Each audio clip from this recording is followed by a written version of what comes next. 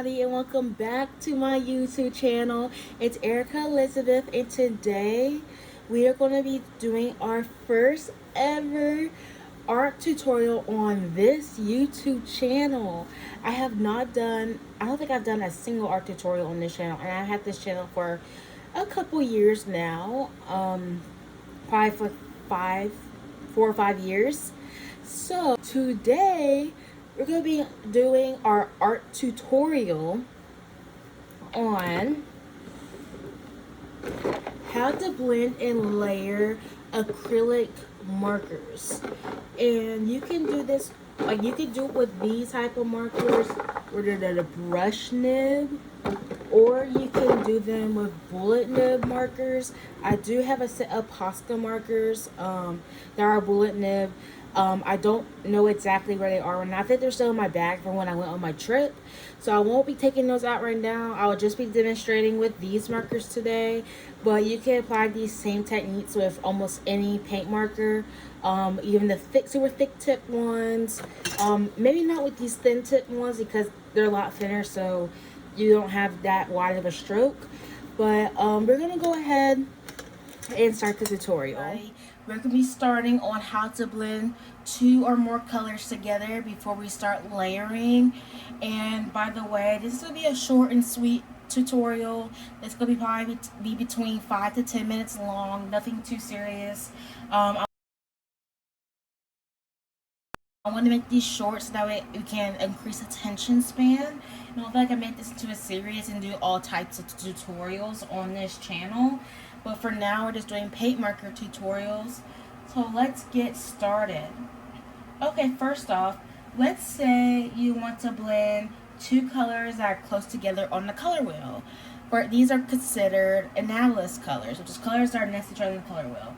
For example, let's say you have 2 blue colors, right? But one's a bit lighter than the other. So this is how you go blend it. There's 2 different ways you can blend it. The first way you can do is the first way you can blend is called a wet blend. It's called wet on wet.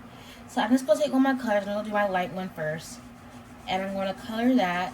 Now, very, very, very quickly, because these dry very fast, I'm gonna take my other color and do a circular motion on top of it, and you just kind of go back in on each other with the same colors. So as you see, since it's wet, the colors kind of blend together on their own.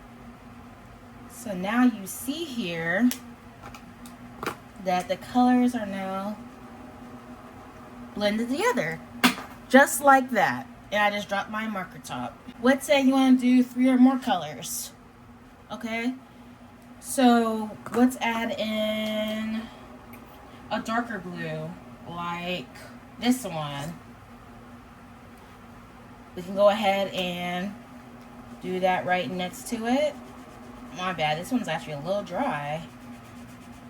That's not good. And we're going to go back with this medium blue color and go on top of it. And then go back with our dark blue. And this is called, like I said, this is called a wet on wet technique. And now you have these blended colors together. You can do this with as many colors as you would like. Now, another technique you could do is the dry technique. So this is what you do if, like, let's say your marker dries and you didn't get to it back in time and you still want to blend them.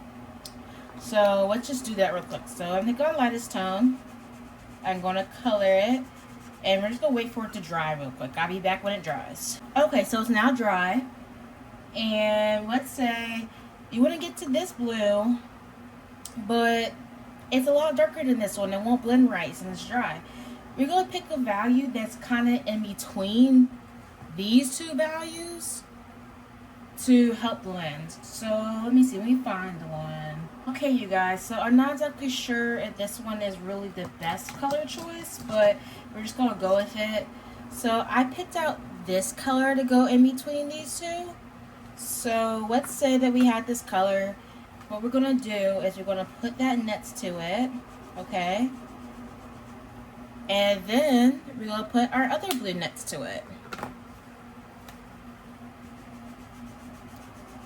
And there we go. Even though it looks like 3 separate colors, it still looks like it's kind of part of the same family, I guess. Like it's part of that same group. And we kind of add more, you know, to really get together. Now, let's say you want to do colors that are complementary, which means on other sides of the color wheel, like yellow and purple. Those are examples of colors that are on the opposite sides of the color wheel. So let's pick on. So let's say we have this yellow and this purple, and you want to blend them. So for wet on wet, actually for wet and wet and on dry technique, I would still recommend that you use a color that kind of goes in between these two values, simply because you don't want to dirty up your nibs on the markers. I mean, you can still do it with just these two colors, but I recommend you don't. So I like to find kind of a color that you think will go in between this. So what's kind of darker than yellow but lighter than purple? I'm thinking a blue, maybe? Or something warmer, maybe, like green. Honestly, with colors that are so far on the color wheel, you might have to use more than just one color to go in between. So let's say we can use, okay, let's do an orange in between. And then maybe even red.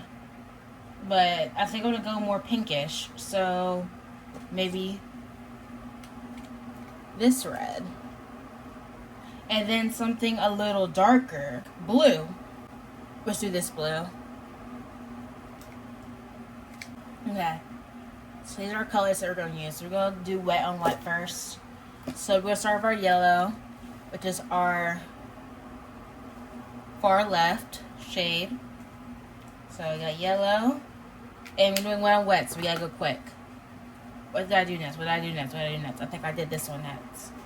Remember, you got to, and you don't have to use as much since you're really trying to focus on going from yellow to purple. So we can kind of just layer. You kind of just layer on top.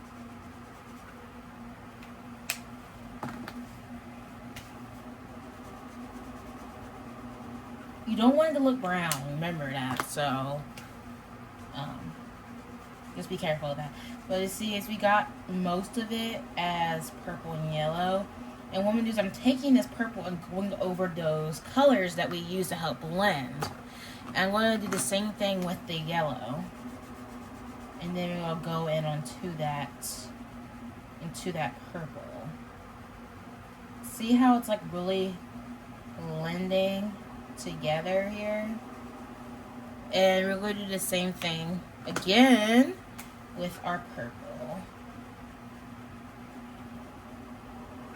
And we just keep going just like that until we get it fully blended. Okay, so I got it blended. It did make my nibs a little dirty, but you can literally just go against the top and scrape it off. That's what I normally do. Or just go on the side and scribble until it all comes off. Like that. Now the dry on dry technique is very similar. I'm not going to demonstrate. It's just doing exactly what I did, but just with waiting for it to dry in between each. Well, you don't intentionally wait for it to dry in between, but if it dries, you just do the same thing. And it'll get wet, so honestly, it's not really much of a dry technique with this anyways. Okay, now I'm going to demonstrate with a skin tone color. Because if you're doing portraits and stuff, you're going to mainly be using skin tone colors with this. I'm actually thinking about putting layering in a different video, because I feel like that's going to be taking... This is a whole nother video right there. So I will do layering in the next video for you guys. But I think we're going to just focus on blending. Okay, so for our skin tones, there's lots of browns, of course, along with beiges, tans. There's also blush, like pinks. And there's undertone colors. Like if you have a cooler undertone, you might have some green or blue. If you have a lighter undertone, like a warmer undertone, you might have orange. So it just depends on what you're going for. But today we're just going to be sticking with what it will look like if you were to just do browns, tans, stuff like that. So I have a beige color, and we're just going to pretend that we are drawing a person here. So let's say I'm doing a base skin tone, so I'm just kind of going like this. And then we're going to go to our next tone. So let's say we have like the bridge of the nose or whatever. We need some shadow, but we want to be light still. So we got our nose here. It's a really bad nose, I apologize. But it's just for demonstration, you guys. So you would just go outwards like that. And then let's say it goes back out to that tan. So then you would take it and go back out and see how it blends. And we'll go on the inside as well. Then let's say we want to add like a blush color. So I take a light pink, like extremely light pink, and we go in there. Oh, never mind. That one's extremely dry. My apologies. Let's do this pink instead. Let's see. There we go. So we got our blush here, over here. And it's actually dried up a little bit now. So now I have to use my dry on dry technique and find a shade in between. Like this one. Actually, that's a little darker, so I messed up there. But we can't even go wet on wet again. And blend it out. See? You kind of have to work fast. But I like that though. I like working fast. It gets stuff done quicker. But of course you can't work too fast because then it won't look good. And then let's say I want a lighter yellow. So I add this in there. And then I want a little light a light like highlight in there. Then let's say I want to add some more shadow, so I go in with this deeper brown around the corners, around the nose, around here, maybe up here, maybe down here. Let's say it's outside the face. Wow, I just realized there was like no eyes going on in here, but it's whatever. And then let's say I gotta blend that brown out, so I go with a lighter brown.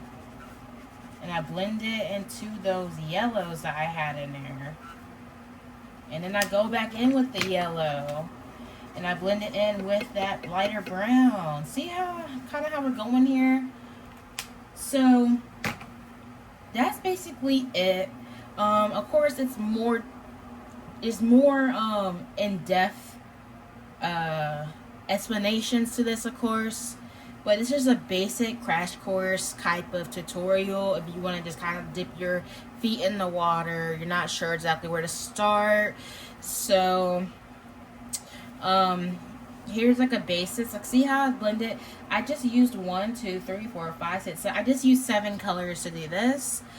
There is ways to do it with less colors, but since I have the privilege to have 90 markers here, I can use more colors. But there's ways to, press down lighter and press down heavier to kind of do use different shades, I guess I would say. But yeah, this is basically it. Like, let's say you get skin, it'll look something like this. Of course, it differs also on skin tones. This, I say, would be for like a lighter skin tone, of course.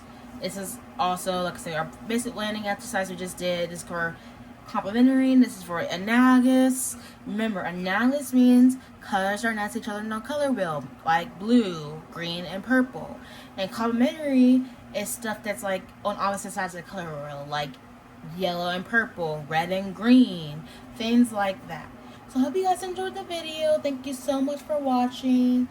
Please click like, subscribe, comment down below what else you would like to know from me, and click that notification bell. You will know when I post next. I'll talk to you guys later, and bye. By the way, I did use a different video editor for this video because I normally use CapCut, and CapCut has been taken down because of the whole TikTok situation and stuff. So I hope you guys still like this video anyways. I really hate this, to be honest. I really do.